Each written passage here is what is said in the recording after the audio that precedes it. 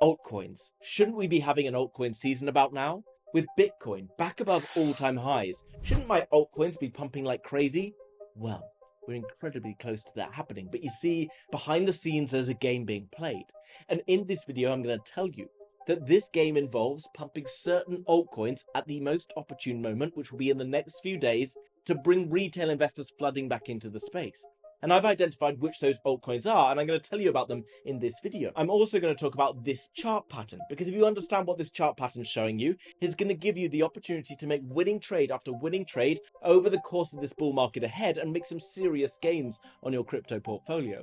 I'm also going to talk about which altcoins I think are going to see some of the biggest gains over the bull market ahead, where I think you can still get in at relatively good prices.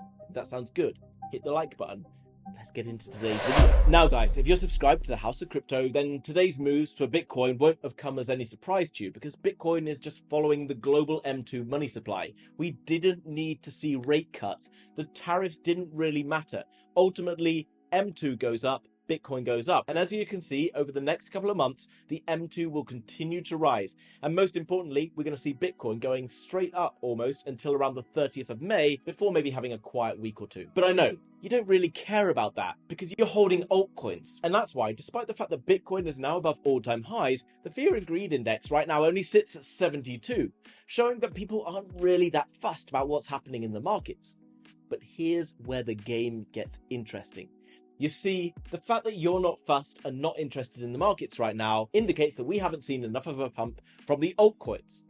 But here's what you need to understand. Altcoin pumps don't come from retail investors flooding back into the space. They come from something else. And this is where the secret lies in finding some early gainers over the next couple of days or so. And in order to understand it in more depth, we need to jump all the way back to December, where we saw that nice big rally for Bitcoin. Because you're probably thinking right now, well, I know which altcoins are going to pump first. It's the highest utility, best use case coins that everybody is out there using. Actually, that's not necessarily true, and December proves it. You see, back in December, we saw the end part of the rally from Bitcoin's recovery from August lows. And August lows saw Bitcoin go to 48k. It then saw another dip to around 53k, and then it started to rally up. But you'll probably notice that no one was really interested in crypto until this phase started to happen. And actually, Bitcoin rallied on the 4th, 5th of November, and around that time, not much else happened across the wider crypto market. You were probably still sat there right then being like, yeah, but I'm holding this coin and it's not pumping. I don't care that Bitcoin's going up. This is the exact same. And the exact same thing will happen again, because the exact same thing follows the game. And the game is this. Crypto represents the risk end of the risk curve. Now, in a low-risk market environment, I'm talking global markets, people invest in the dollar.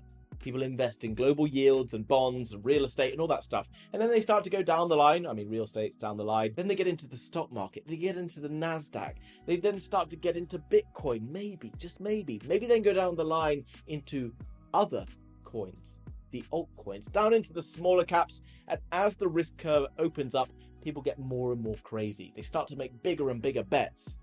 And we will end up there once more sometime later on this year. But right now we're seeing that transition phase where Bitcoin has suddenly become interesting again. Actually, it's been interesting for the past few months. Many people just haven't been paying attention. So that means that retail investors are yet to get into the space. What can get them into the space? Because we need the retail investors to enter into the space. Why? Because they provide the exit liquidity. And yes, we are retail investors, but hopefully by being subscribed to this channel, you're no longer going to be exit liquidity anymore, because you're going to understand how the game works. So subscribe.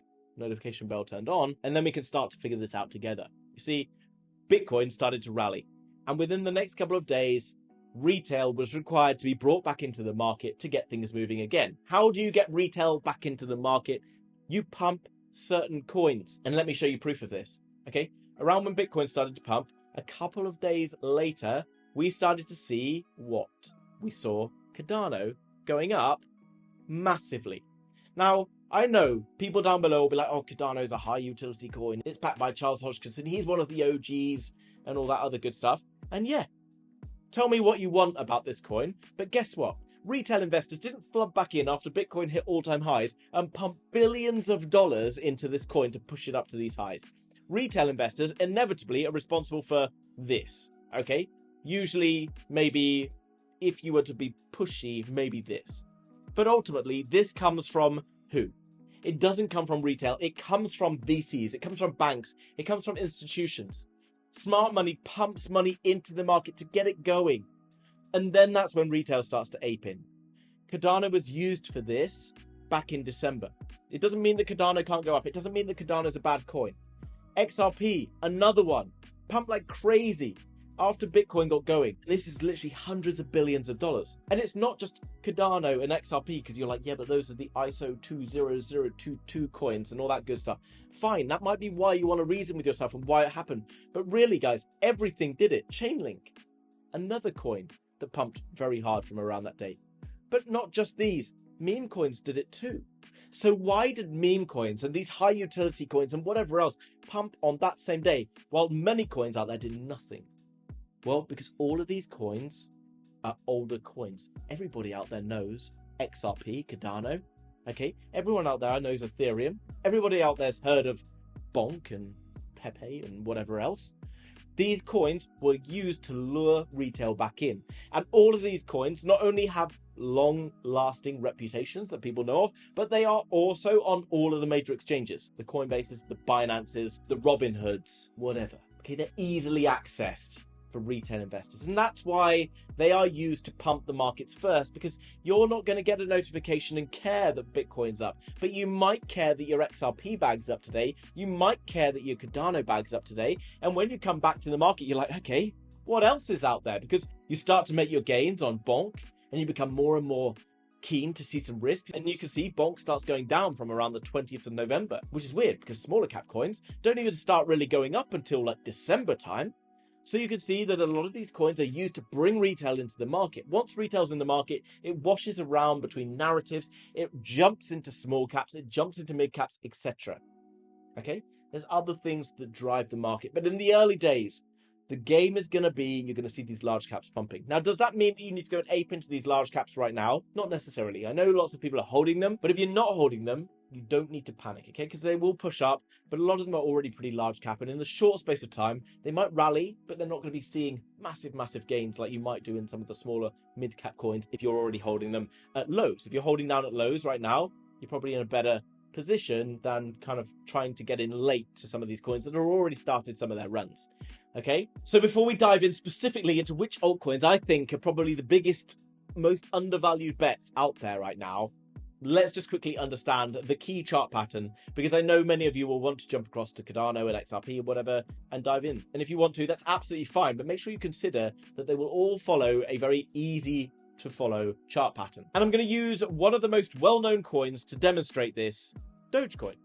Now, Dogecoin represents a large cap coin. It was one of the coins used to pump retail investors back into the markets back in November, December time. Okay. And as you can see, it follows this pattern. Now, bear with me, because if you understand this pattern, guys, it's going to be a game changer for you. You see, Dogecoin went up in and around April and March back in 2024, like many altcoins did. And then it went back through a long pullback phase. This is normally because, again, you had smart money loading up here. They then pump more liquidity in that pushes the markets higher. Retail investors ape in. Smart money from down here starts to cash out, but then more and more retail enters into the space. More and more retail comes in. Eventually, retail starts to get bored as the market starts to decline. The last of the smart money pulls out. Retail then get left selling off slowly as they think that we're in a bear market and whatever happens. Eventually, some sort of fear, scary story comes out, like this was like Japan carry trade. Like the one recently was like, you know, the tariffs or whatever it is, and eventually you get shaken out. And then what happens? Smart money starts to accumulate quietly behind the scenes before anyone's talking about it. We then get this pattern. Now you see, this pattern happens on every single chart, almost every single chart. And if you are able to identify a coin that is not at 4, maybe at 3 or at 2. If you're looking at 2 or 3, then you are yet to see this pump and you can make killer gains. Now I'm going to show you other charts in a minute and you're going to see that this shows on everything. If you're getting in at 1, it's a little bit dangerous because you could potentially just see that happen, okay? What you're looking for is the decline, the rounded base. Now, just to show you again, look, Dogecoin pulls back, okay? And it creates along its way down. Now you can draw this wherever, it doesn't really matter. It's just to show you that there is a downtrend. If you were unable to identify this downtrend, here is the downtrend. And as you can see, it starts to round off, okay? It starts to round off as selling pressure gets reduced. Now, what I'm going to do is I'm going to take this pattern. This is all on tradingview.com. It's a free website. You can access it from anywhere. You can go down and click on ARK, and you can see that the top of my cup here goes to around the kind of the last major pump before the pullback. Now you can see what happens is that most coins, almost every coin, with the exception of a handful, break up and then they come back to retest, okay? And on the retest, it gives you a fantastic entry before going up here. Dogecoin, just an example of this. And this is why I'm very confident we're about to see the markets go crazy, because we are literally here right now for Doge, okay? We're literally here. This is Pepe, slightly further up. Now, my point is, if you are not able to get in at 2 or 3, which is down in here, okay, then don't get in because you missed it. Pepe is already out this zone, and yes, Pepe will carry on up. You can see it's about to break from this trend, and that's when, you know, we're about to see altcoin season. This is why I know with so much confidence that the alts are about to blow. While everyone's just looking at the Bitcoin dominance and whatever, the big coins that people will use to bring retail back in are all primed to break this next move, okay? Pepe, you can see, has already been pushing quite nicely. This is the move. Use the chart that I showed you. This is Pepe. Pulls back. 1, 2, 3, 4. You get the picture. Now, obviously, if you want to go and enter some trades, etc., these are probably some good options. And I'll make a video in more detail on how to get into trades, and I'll take some trades as well over on my other channel, the School of Crypto, just after this video. So make sure you go check that out very, very shortly, because I'll be making a trading video over there, and you're going to be able to see some of these setups. Now, if you're going to apply this to all sorts of different coins, you're going to see that all sorts of different coins right now are at perfect buying opportunities. So how do I differentiate between a good coin that I want to hold and one that maybe I'm not so keen on? Now, on top of this game of like the VCs versus the retail investor, there's also some other stuff happening in crypto. I'm pleased to say there is a lot of projects out there that are actually delivering something useful. Not saying that these projects aren't, of course, but there are other sort of smaller market cap, mid-market cap coins that are now starting to deliver real-world use cases that are onboarding hundreds of millions of users. This is a crazy, crazy time. And in crypto right now is an incredibly exciting time as well. Now, I've been out there looking at charts and trying to identify which ones have the best charts and the best kind of projects that back up those charts. And a chart versus quality of project combo doesn't really get much better than what I'm seeing on WorldCoin right now. WorldCoin also features on major exchanges, which means that it is accessible for people out there to go and trade who are new to crypto. Now, looking at WorldCoin right now, if you've just been paying attention to what I said on the charts, look at it. It's a perfect pattern. Right now, we are at number 2 zone for WorldCoin. This is number 1. This is number 2. Number 3 is where we break, potentially see a retest, but there's no guarantee. And this gives us almost the perfect entry. Now, obviously, this is the perfect entry down here. We talked about this a few weeks ago on the channel, but obviously I know people were a little bit skeptical and starting to build slowly confidence into the markets. Now, why does WorldCoin make up of the choice of some of the altcoins I'm going to be talking about today? Even though it's got a $1.8 billion market cap, which I know many of you will be like, oh, that's quite big. But actually, it's not really that big when you understand who's behind it. Well, you see, the co-founder of this company is Sam Altman, who is the co-founder of OpenAI, which is the company behind ChatGPT and pretty much the company behind a huge range of different AI developments. He's become one of the most influential people in the entire world right now, and he's the co-founder of a crypto project with a $1.8 billion market cap. No-brainer. But it's what WorldCoin has started to do that, in my mind, is really interesting. Now, they've launched a US identity platform recently, partnered up with Visa and also Tinder. Kind of an interesting combo there. But what they're doing is creating digital IDs. Now, once everything starts to move into the world of Web3, your identity will become increasingly important. And that's because AI is going to start to take over in more ways than one. Very soon, people will start to create clone House of Crypto YouTube videos where it seems to be me talking, but maybe it isn't even me. How do I verify that I am actually a real person? How do you verify that you're a real person versus an AI trying to impersonate you, trying to steal your funds? All these other things. It's all down to having to prove your identity, and this is what WorldCoin is doing behind the scenes. They partnered up with Visa for payment solutions. They partnered up with Tinder, the dating app, because again, it's very important to verify you are actually a real world individual. Now, what basically WorldCoin has been doing is it's been creating these orb things that they have around different cities around the world. And they've started to create these smaller ones, mini ones, which are much cheaper, and they also can have in much bigger numbers, meaning that they can capture lots more people's identity. They scan your eyes and link it to the blockchain with your digital identity. And this is what they're now starting to spread out across the globe. It's been launched across major cities. They have now flagship stores in places like San Francisco where they're collecting this data, and it's already been capturing millions of people. You can see they've got 12.5 million unique identities right now, and that's only just growing as more and more of the world starts to get involved in this particular platform. Now, not only does it give you a digital identity, but also gives you a free wallet and a gasless wallet that's going to allow you to send tokens to your friends, etc. Now, thinking about something else, OpenAI right now is rumored to be working on another social network, kind of like Twitter, but integrating ChatGPT. And if you think into the future, a lot of these digital platforms would need to link up with a payment solution, a payment wallet, etc., and to be able to link up with a proof of identity. This is where WorldCoin could potentially be partnering with a future Twitter, okay? At a $1.8 billion market cap. No brainer as far as I'm concerned. Looking at the current price, looking at the current chart, that WorldCoin seemingly is getting huge adoption globally. This to me makes absolute perfect sense in terms of where I would be betting. In terms of potential for where it can go, well, I mean, it depends on how many people they can onboard, how big this bull market goes, so many other things out there. But from where it is right now, at $1.20, to go back to its previous all-time highs, that's near enough a 10x, okay? I think for it to go another 5x beyond that isn't beyond the realms of possibility, given how well connected the project is, given what else is going on in that particular area. But obviously, go and do your own research. Don't just take my word for it. And I can't urge you enough to understand the importance of investing in projects and companies in crypto that are really delivering and building and bringing in active users. Because these are the companies that are going to be able to generate massive revenues. And if the token that you're investing in is going to be used for something other than you just buying it, then it has the opportunity to accrue huge value, okay? Because it's going to disrupt the supply and demand model. Also, if you're investing in a company that doesn't really have utility function linked to the coin, effectively you're investing in a meme coin with some sort of utility badge on it.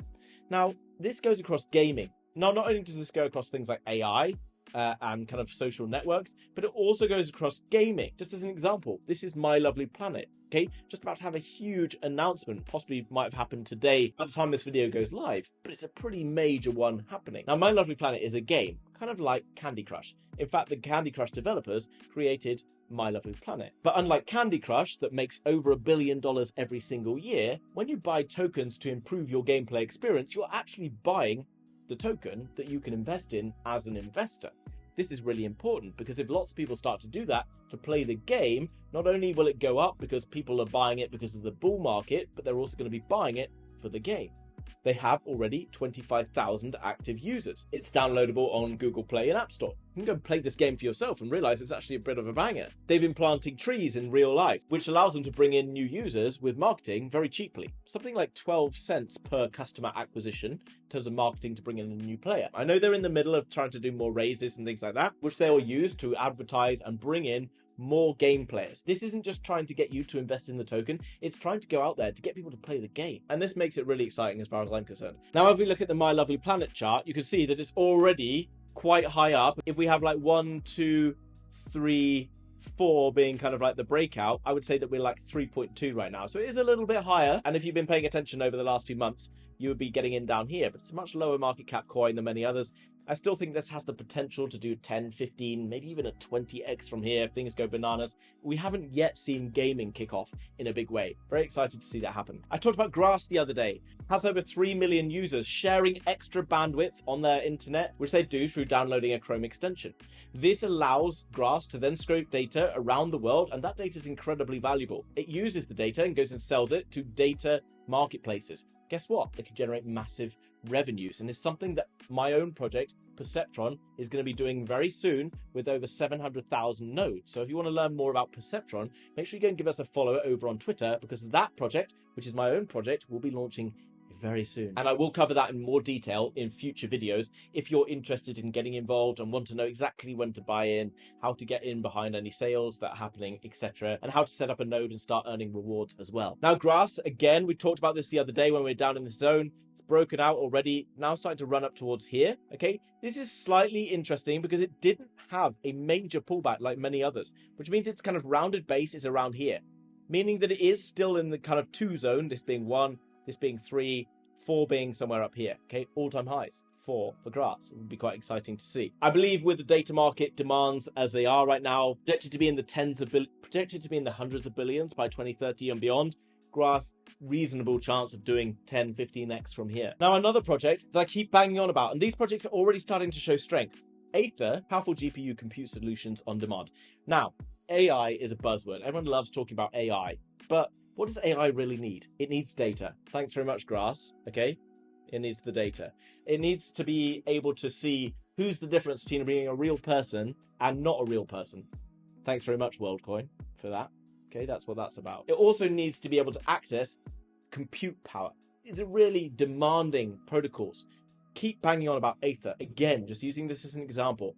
Aether Web3 services, go to GPU dashboard and understand that Aether's recurring revenue is $113 million. Their compute hours delivered, most importantly, 773 million hours of compute power. Okay? These are the solutions to be looking at. Now, if you want to go after riskier, more difficult to find ones, then start to understand what makes these projects absolute killers, and then go after the newer, smaller market cap ones behind the scenes that have got active users doing all those good things. And into future videos, I'll share more research on how to identify those slightly earlier on. Now, looking into this one, Aether, you can see, is now breaking and has retested the neckline here perfectly, which would be the 3.